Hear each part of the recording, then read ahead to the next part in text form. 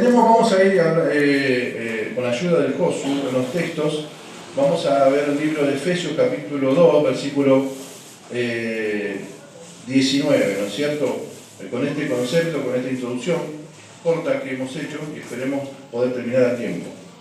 En el libro de Efesios capítulo 2, versículo 19, el apóstol Pablo le dice a los efesios: así que ya no somos extranjeros ni advenedizos, sino dice conciudadanos de los santos y miembros de la familia de Dios. ¿Ves?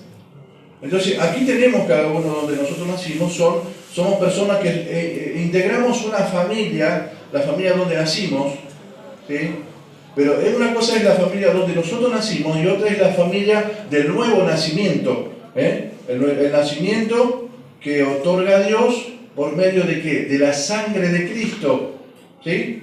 De esa sangre y ese cuerpo que fue entregado por nosotros, ¿no es cierto?, para el perdón de pecados, ¿sí? Y asimismo, como explicaba Mario en la cena, que el Espíritu mismo sella, ¿no es cierto?, y te hace parte, que es lo que vamos a ver más adelante, ¿no? Entonces, en primer lugar, Pablo dice: ya no somos extranjeros, ni advenedizo. El advenedizo era aquella persona que estaba acercada al lugar, ¿no es cierto?, y estaba medio ajeno de las costumbres del lugar.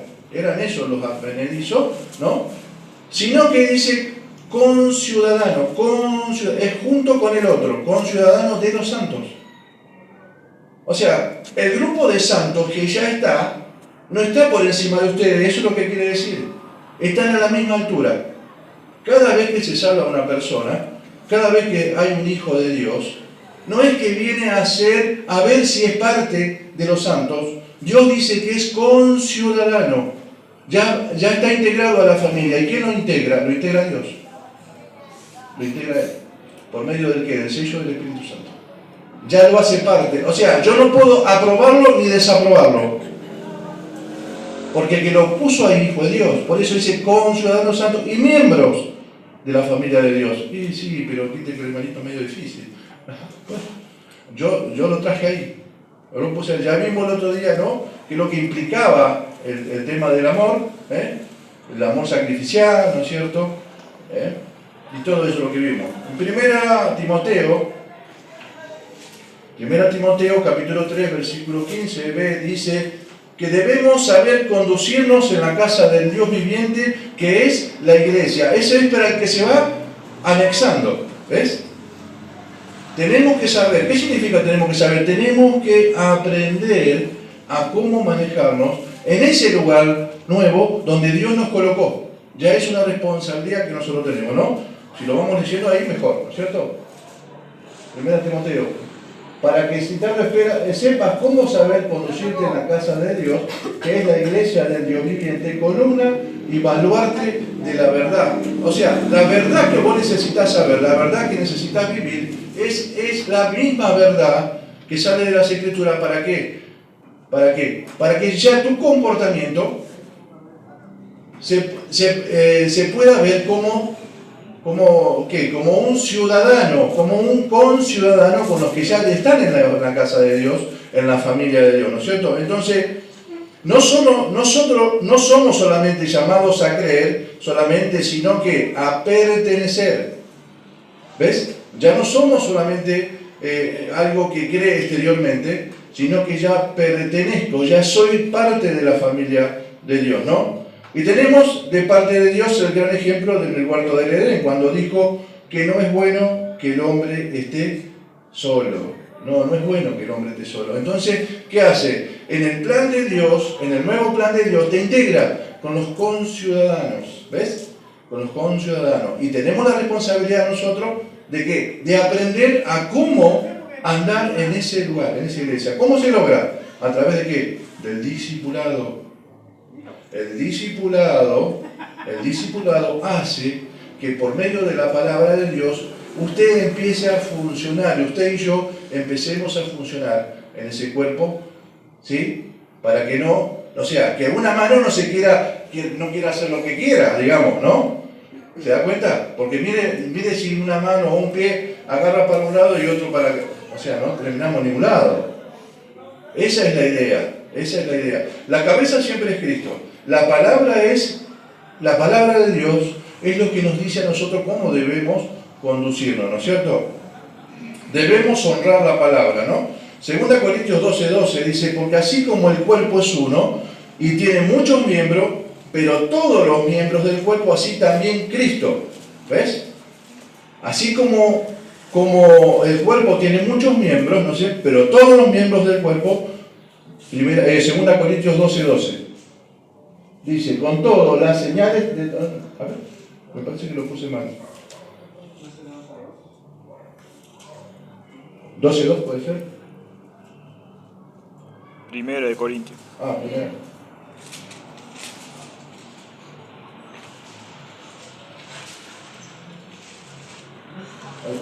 Porque así como el cuerpo es uno y tiene muchos miembros, pero todos los miembros del cuerpo, siendo muchos, son un solo cuerpo, así también Cristo. ¿Ves? Cristo es, y pasa a ser, ¿no es cierto?, la cabeza de ese cuerpo, ¿no? Así que vamos con miedo de la palabra de Dios, le vamos dando forma a este mensaje, ¿no? Ahora, Efesios, Pablo dice en el capítulo 2, versículos 21 y 22, dice, en quien todo el edificio, bien coordinado, va creciendo para ser un templo santo. Mirá. En quien todo el edificio, bien coordinado, va creciendo para ser un templo santo, dice, ¿a dónde? En el Señor. En el Señor, en el Señor. Por eso es interesante que tiene que cambiar nuestra mente en cuanto a qué es la iglesia, ¿sí? Yo tengo aquí familiares, ¿sí? Tengo a mi familia, a mi esposa, ¿no es cierto? Pero ¿qué es la familia de Dios? ¿Qué es la familia de Dios para mí? Mi familia es la que Dios quiere que yo sea parte integral, ¿no es cierto?, para un propósito determinado. Eso es lo que Dios quiere.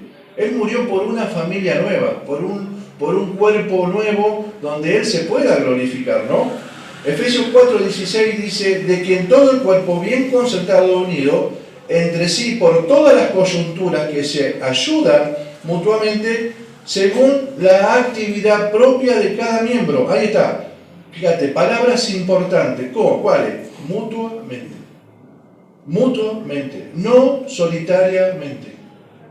Mutuamente, no solitariamente. Yo no puedo hacer por ahí, yo puedo como misionero, como el corazón misionero, yo puedo ir a apoyar, ¿sí? Yo puedo ir como misionero, pero nunca en dependencia propia.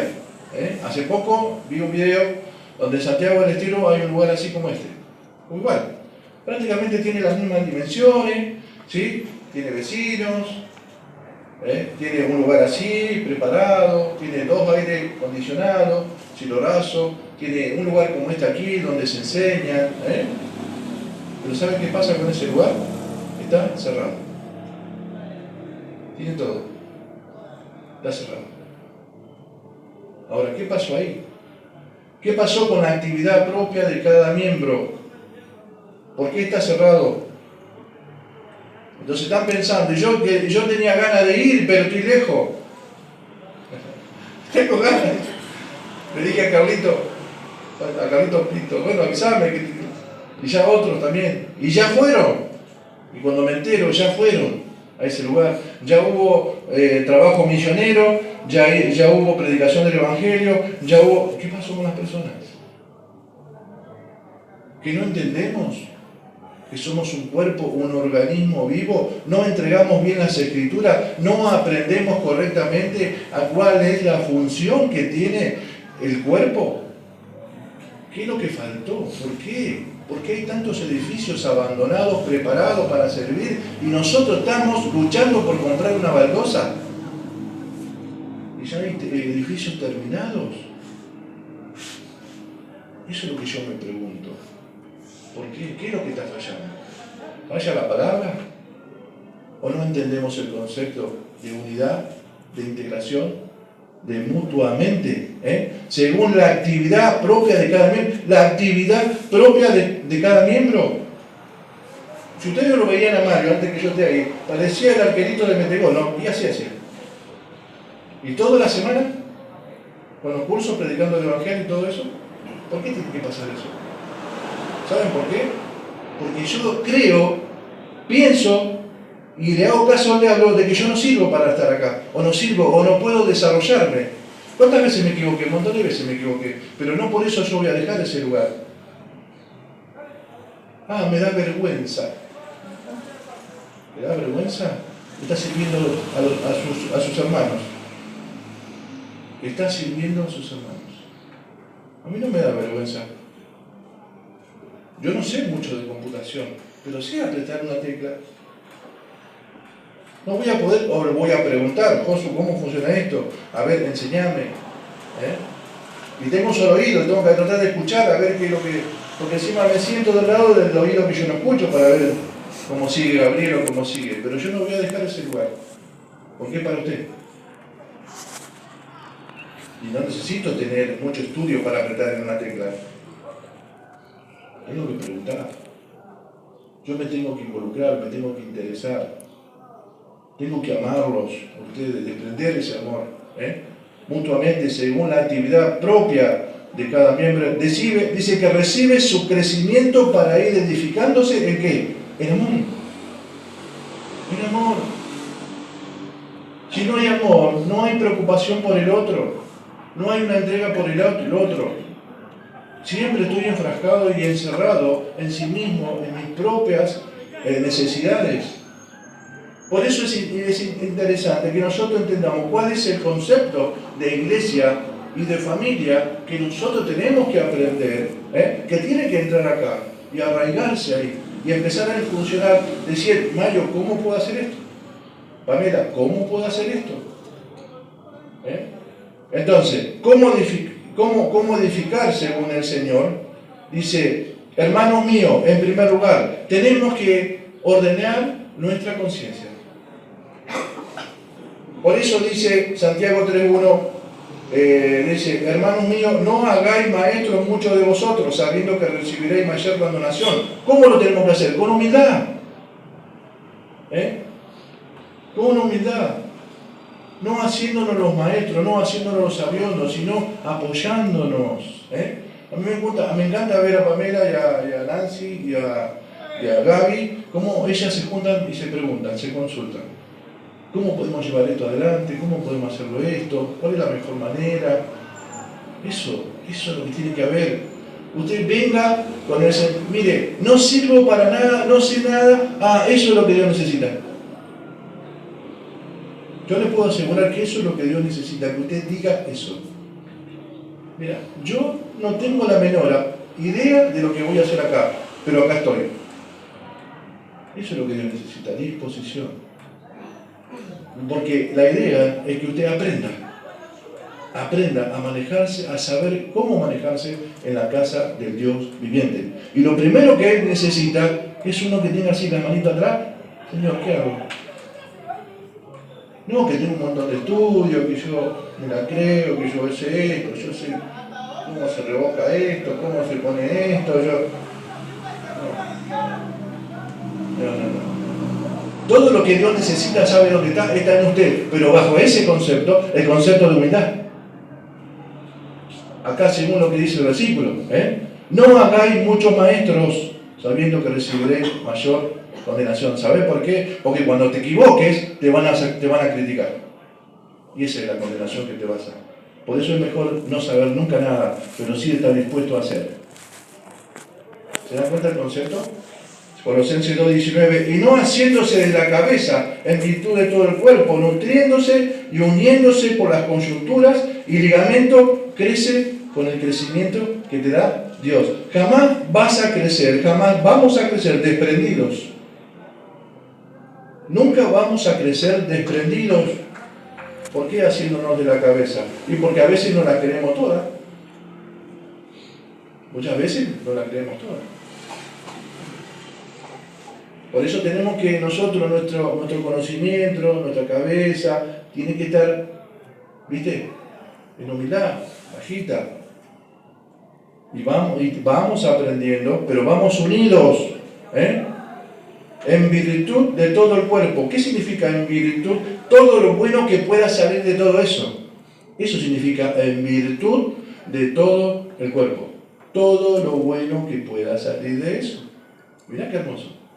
Fíjate que no es difícil entender las Escrituras. Las Escrituras no son difíciles, lo que está mal es lo que nosotros tenemos en nuestra mente. Eso es lo que está mal. Dice, nutriéndose, yo tengo que estar absorbiendo. Esto ya decidió, gracias a Dios, ya ir a mi casa, preguntarme. Eso es lo que tiene que hacer. Eso es lo que tiene que hacer, hermano y hermana. Vaya a molestarnos. Vaya. Nosotros lo vamos a atender. Estamos para eso. No para hacernos los aviones, sino para nutrirnos. Cuando expone el Héctor, los miércoles, cuando expone Nancy, cuando expone... ¿saben qué bendición que para nosotros? El Diego. Que empiecen a estudiar y a nutrirnos también a nosotros. Nosotros también tenemos la necesidad. Porque a veces nosotros no vemos lo que usted puede ver, lo que Dios le puede revelar a través de las Escrituras. Por eso usted tiene una responsabilidad, porque también nosotros necesitamos. Que estemos acá adelante no quiere decir que nosotros no necesitemos. Sí, nosotros necesitamos. Pero si usted no se compromete, ¿cómo me va a ayudar a mí? ¿Cómo lo va a ayudar a Mario? ¿Cómo lo va a ayudar a Pamela y a todos los que están siempre hace mucho tiempo aquí? Nosotros lo necesitamos a usted también. Entonces, lograr esto es anhelar ir juntos con el Señor. Lograr esto es anhelar ir juntos con el Señor. Primera Tesalonicenses 4:17. Miren lo que dice, hablando el apóstol Pablo, ¿no es cierto? El apóstol Pablo tiene una hermosa conciencia. Eso es lo que el apóstol Pablo puedo ver yo en estos versículos. Porque él dice, luego nosotros, fíjense en el evento futuro que se va a dar, dice, luego nosotros los que vivimos, los que hayamos quedado, Primera Tesalonicenses 4:17, seremos arrebatados. Fíjese la pluralidad que había en la cabeza del apóstol. Seremos arrebatados juntamente. Esas palabras se estudian poco. Juntamente, con ellos en las nubes, para recibir al Señor en el aire, y dice, y estaremos. No, primero yo, Pablo, porque yo me jugué todo antes que ustedes. No dijo eso nunca Pablo. Jamás se notó Pablo que dijera eso. O que transmitiera eso. Y así estaremos juntos con el Señor. La iglesia es un cuerpo y no un edificio que crece como edificio, pero es un cuerpo. ¿Sí? Usted va al edificio que está enfrente del Parque Sur y me puedo asegurar que tiene los mismos pisos desde que lo edificaron. No va a crecer más de eso. Pero la iglesia no es un edificio. Tiene que crecer como un edificio, pero no tiene que parar de crecer. Esa es la idea. Pero según la actividad propia de cada uno de ustedes, va a crecer. Si no, esto es chiquito siempre. No vamos a poder... ¿Para qué queremos edificar para arriba? ¿Para poner más cursos? Ah, ¿para eso? Dígame, ¿ese es el futuro de la iglesia? ¿Que haya cursos? ¿Que solamente se evangelice y se vayan? ¿O que haya crecimiento en ustedes? Que haya reproducción, que ustedes tengan ese cuadernito que nosotros usamos y ustedes reproduzcan otro en su vida, un discípulo. Eso es lo de la iglesia, la reproducción. Esa es la idea de la iglesia, la reproducción. ¿Saben por qué? Porque la iglesia no es los cursos. La iglesia somos nosotros los que estamos acá. Nosotros somos la iglesia. Lo que sale del curso lo tenemos que discipular nosotros. Lo que sale de ahí. Si yo estoy equivocado, hermano, por favor, decime, ¿estoy equivocado?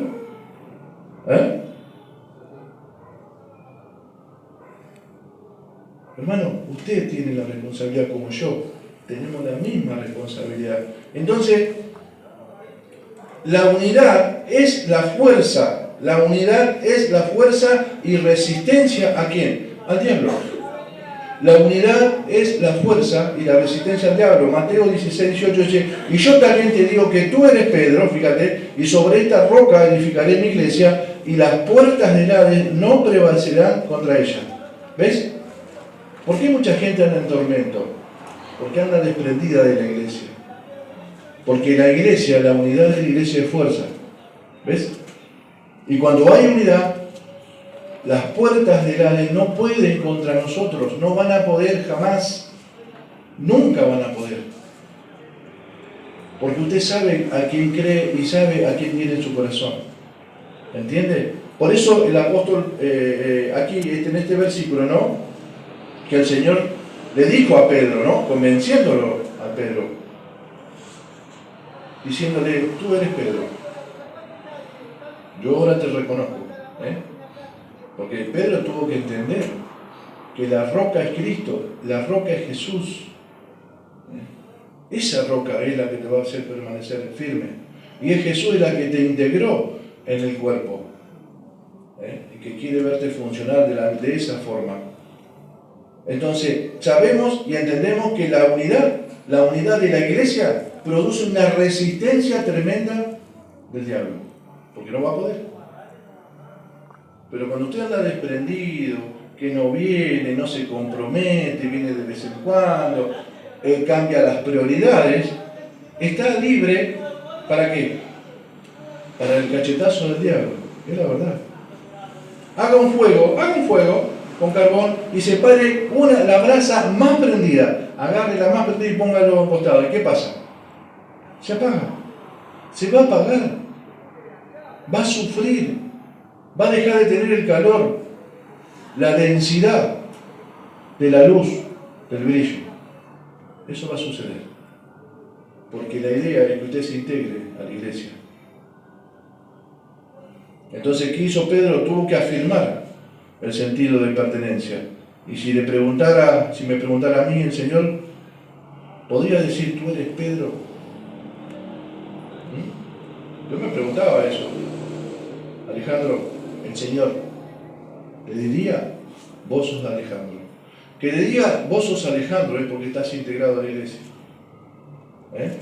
Por eso la demostración no es solamente acá adentro, sino también afuera. Por eso tenemos que prestar atención, despojándose muchas veces de los prejuicios que tenemos, ¿no? La iglesia tiene el objetivo de perdurar por siempre. Quien no se integra a la iglesia, lamentablemente, ¿no? El de apagarse y de ser una persona que ignora. ¿Por qué? Porque no se nutre de la palabra de Dios, está en ignorancia y no sabe cómo resolver las cuestiones de la vida muchas veces. Jesús dio su vida por la iglesia, la amó profundamente hasta la última gota de sangre y ¿saben qué? Hermosamente el Señor la llama su esposa y Él es su cuerpo de Cristo. Muchos usan la iglesia, ¿sí? La usan a la iglesia, ¿no es cierto? Pero ¿saben qué pasa? Pero no aman al esposo. Pero no aman al esposo de la iglesia. Si no estoy diciendo la verdad, me gustaría que alguien me lo diga. ¿Sí? Porque muchos vienen a usar la iglesia, los recursos que salen de la iglesia, pero pocos son los que aman al esposo. ¿No es verdad? Porque si no esto estaría lleno. Con todo el trabajo que hacen durante toda la semana aquí, estaría reventando, no sé. No tendríamos lugar aquí. ¿Por qué? Porque no aman al esposo. No aman a Cristo.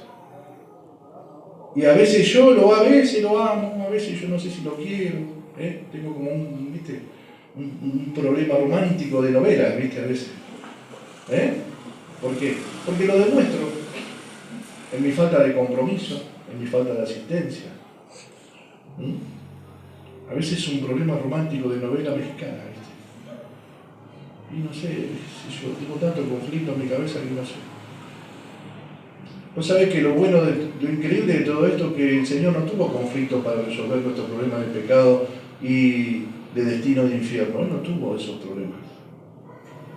Él vio que nosotros estábamos en ese destino de infierno y Él se entregó por nosotros. No tuvo conflictos de novelas. Él no tuvo ese conflicto. Entonces, la idea es esa, que nosotros podamos resolver en nuestra mente y en nuestro corazón, que tenemos que entregarnos a Él en confianza, confiar. Y muchas veces estamos fuera del cuerpo porque dudamos, ¿no? La duda hace estragos en nuestras vidas.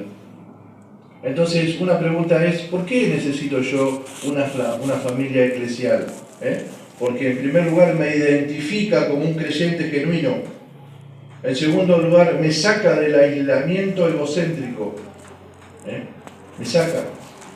Yo tengo todos los problemas, yo sufro todo, yo. Aprendemos a llevarnos bien.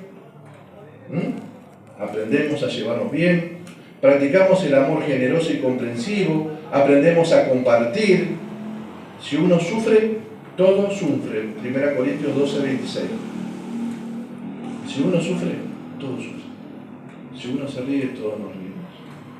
Aprendemos a dolernos, a ser compañeros. Si nos comprometemos unos con otros, entonces estamos comprometidos con Jesús. Muchos conocen Juan 3:16, ¿no? ¿Qué dice Juan 3:16? Porque de tal manera amó Dios al mundo que ha dado a su Hijo unigénito para que todo aquel que le crea no se pierda, mas tenga vida eterna. Ahora, ¿quién conoce 1 Juan 3:16? ¿Quién conoce 1 Juan 3:16? ¿Lo podemos poner, Josué? Dice, en esto hemos conocido el amor, en esto, en que Él puso su vida por nosotros. También nosotros debemos poner nuestras vidas por... Yo creo que ese es el segundo versículo que tendríamos que empezar a estudiar. Poner la vida por mi hermano, amar a mi hermano. El que está puesto en la familia de Dios. Esta es la clase de amor sacrificial, ¿no es cierto? Tener esos músculos saludables. Cada uno hace su parte y eso ayuda al otro. Efesios 4:16, si lo podemos poner, otra vez está hablando de tres cosas. La voy a mencionar. De ayuda, de coordinación y de crecimiento. Ayuda, coordinación y crecimiento. El desarrollo de dones hace que sean usados más allá de la iglesia. El desarrollo de dones. Cuando usted se integra, desarrolla sus dones, empieza a ver qué dones tiene. Empiece como usted quiera. Empiece cortando la torta si quiere. Esa tortita, ese mate cocido. Empiece, no importa. No importa. Yo empecé de la misma forma. Pintaba.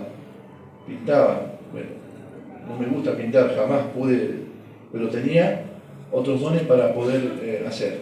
Otros dones. La familia eclesial nos previene del pecado. Hebreos 13:3, antes exhortaos unos a otros cada día. ¿Ves? Cuando vos estás dentro de la familia de Dios, entonces la familia te previene del pecado y de caer del pecado. Por eso dice antes, Hebreos 13:13, exhortaos unos a otros cada día, dice, cada día, entre tanto que se dice hoy, para que ninguno de vosotros se endurezca por el engaño del pecado. ¿Ves? Entonces, hay una palabra que nosotros tenemos que sacarnos de nuestra mente que no es cristiana. No te metas en mi vida. No te metas en mi vida. Esa palabra no es cristiana.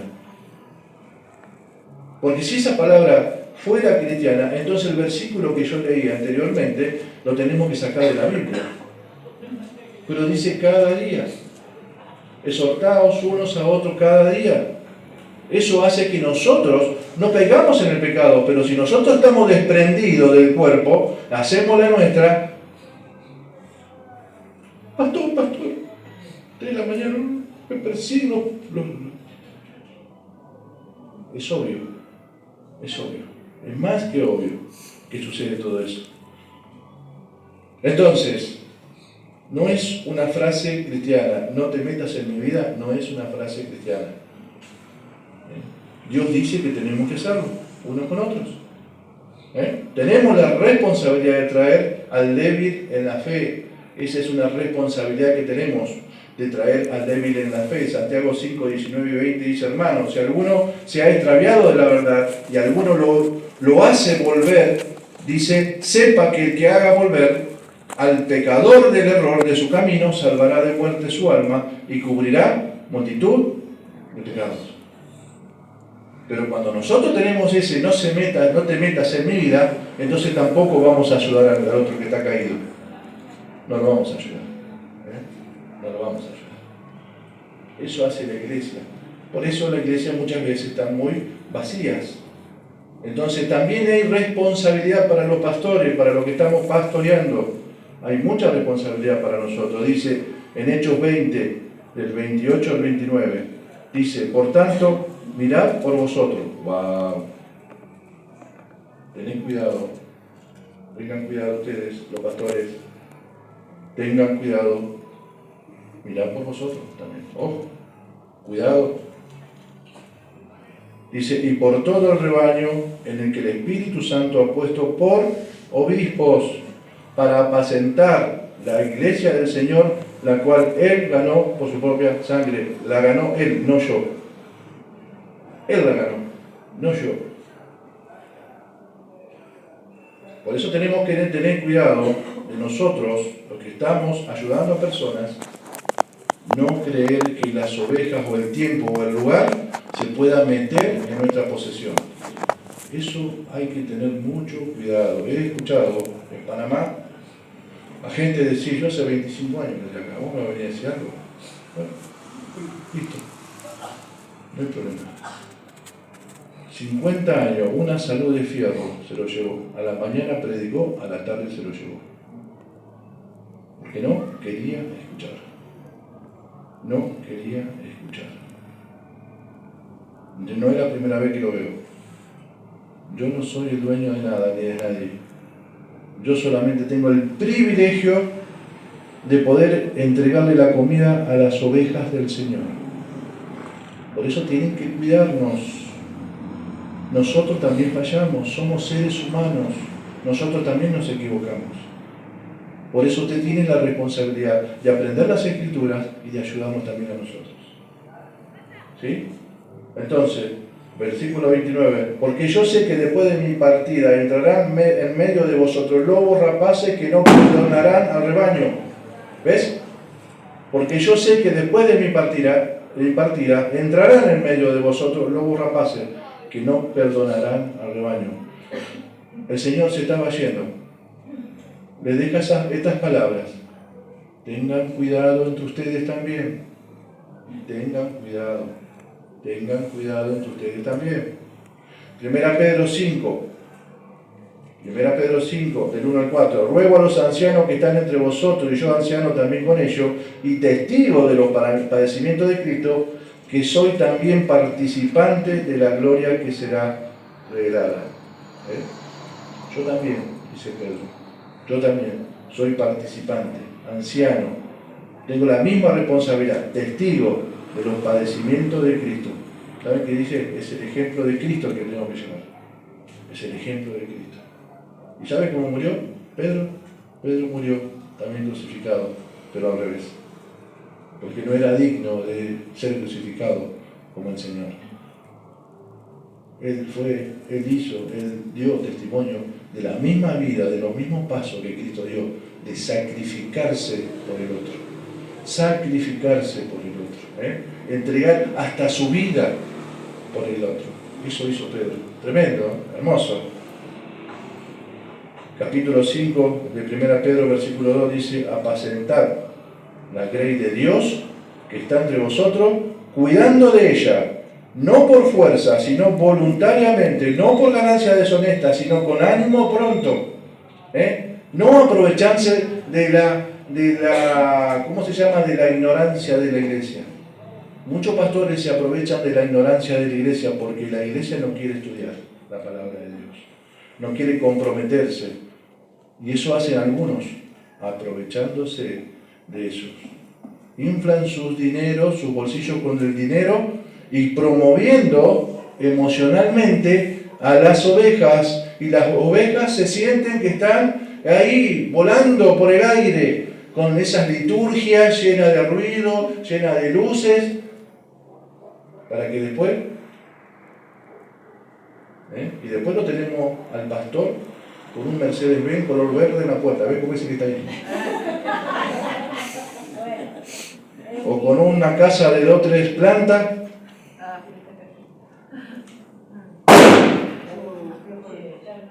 Eso es lo que sucede, ¿no es cierto? Cuando la ignorancia invade la iglesia. Cuando las ovejas no se hacen responsables de poder comprometerse con la palabra de Dios. Eso pasa. Entonces, mis queridos hermanos, nosotros tenemos la responsabilidad, ¿no?, de poder crecer. Versículo 3. No teniendo señorío sobre los que están al cuidado. No teniendo señorío de los que están a su cuidado. Siendo ejemplo, sino siendo ejemplo de la grey. Si yo no doy un ejemplo de que yo estoy con Mario, yo estoy dando mal ejemplo. Si yo no me asocio con Mario en amistad, en amor, en servicio, entonces yo no estoy dando un ejemplo a usted. Entonces yo no soy un siervo, sino que soy un faraón. Son dos cosas diferentes. Moisés pudo haber sido un faraón, pero tuvo que tener 40 años de desierto para llegar a ser un siervo. Dios no quería un faraón, Dios quería un siervo en Moisés. Y pudo conducir a muchos. Entonces esa es la idea, ¿no? Y versículo 4, y cuando aparezca el príncipe de los pastores, vosotros recibiréis la corona incorruptible de gloria. ¿Queréis la corona? Yo la quiero. Pero tengo que hacer las cosas bien. Tengo que hacer las cosas bien. ¿A quién no le gusta recibir un premio? ¿A quién? ¿Querés el premio? Yo lo quiero. Pero ¿sabés cuál es el mejor premio? Que yo haga las cosas bien ahora, desde ahora, para que yo me lo pueda ganar, el premio. La decisión: ¿soy nacido de nuevo para ser parte de una familia? Pregúntese, mi querido hermano, ¿es nacido de nuevo para ser parte de esta familia? ¿Está seguro? ¿Estoy comprometido para ser parte del crecimiento? ¿Está comprometido? Bueno, pida discipulado. Realmente está comprometido. ¿Por qué? Porque eso le va a dar crecimiento. La adoración le ayuda a enfocarse en Dios, porque va a saber cómo adorarle a Dios, por lo que sabe. La comunión le ayuda a enfrentarse con los problemas de la vida, porque ¿de dónde va a tomar fuerza usted? De aquí. El discipulado le ayuda a fortalecer su fe. En el ministerio le ayuda a encontrar sus dones y talentos, el ministerio, aquí. Y el evangelismo le ayuda a cumplir la comisión. Ir por todo el mundo y hacer discípulos a todas las naciones. ¿Saben qué? Eso es extraordinario. Es extraordinario. Entonces la decisión es suya, mi querido hermano. Si tiene dudas, ¿ya cuántas veces quiere recibir al Señor? ¿Sabe lo que tiene que hacer? Decidir, empezar a comprometerse. Decidir, empezar a comprometerse. Amén. Amado Dios y bendito Padre, te damos las gracias, Señor, porque